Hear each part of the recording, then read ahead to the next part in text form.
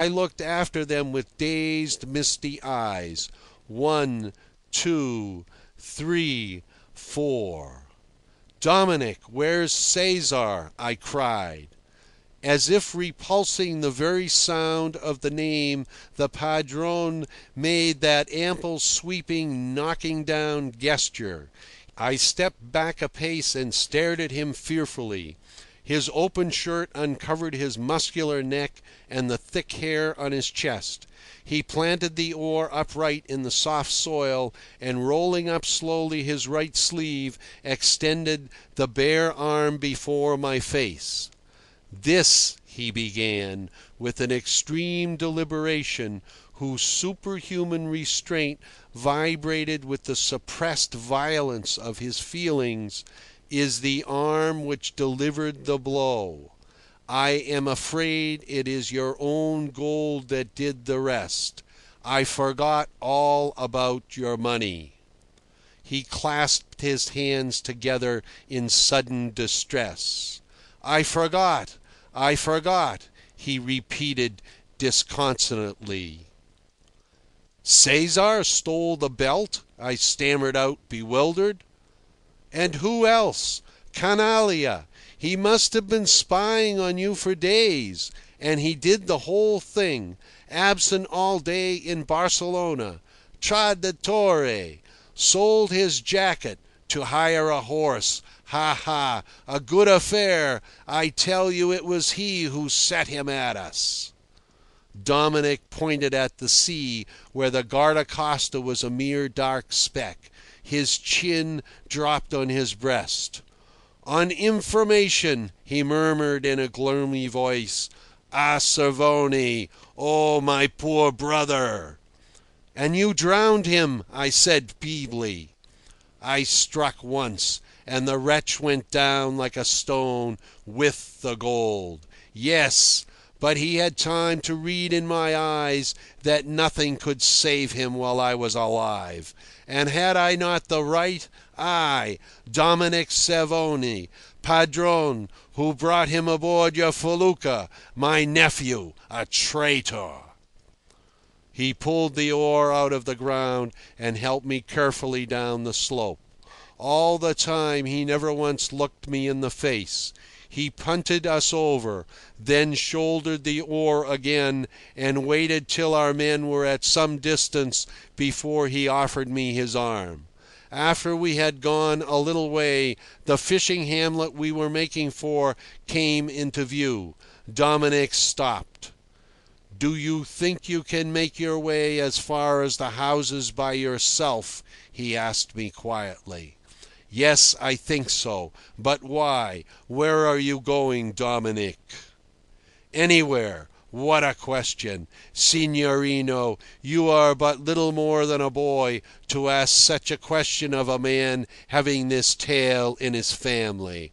Ah, traditore! What made me ever own that spawn of a hungry devil for our own blood? Thief, cheat, coward, liar, other men can deal with that. But I was his uncle, and so I wish he had poisoned me. Charog!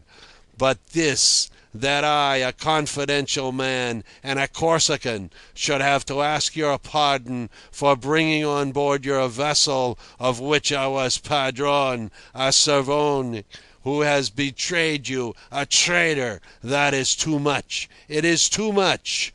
Well, I beg your pardon, and you may spit in Dominic's face, because a traitor of our blood taints us all.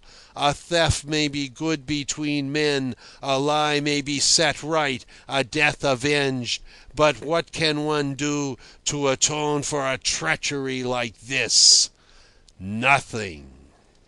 He turned and walked away from me along the bank of the stream, flourishing a vengeful arm and repeating to himself slowly, with savage emphasis, "Ah, canaille, canaille, canaille."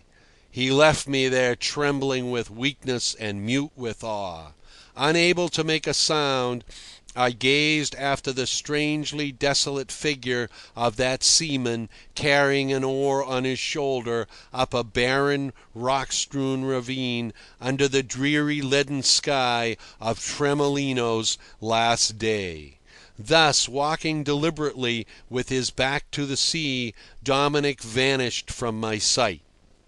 With the quality of our desires, thoughts, and wonder proportioned to our infinite littleness, we measure even time itself by our own stature.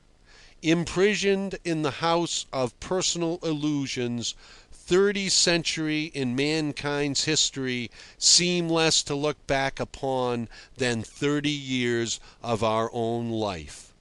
And Dominic Cervoni takes his place in my memory by the side of the legendary wanderer on the sea of marvels and terrors, by the side of the fatal and impious adventurer to whom the evoked shade of the soothsayer predicted a journey inland with an oar on his shoulder, till he met men who had never set eyes on ships and oars. It seems to me I can see them side by side in the twilight of an arid land, the unfortunate possessors of the secret lore of the sea, bearing the emblem of their hard calling on their shoulders, surrounded by silent and curious men. Even as I, too, having turned my back upon the sea, am bearing those few pages in the twilight, with the hope of finding in an inland valley the silent welcome of some patient listener. End of chapter 45.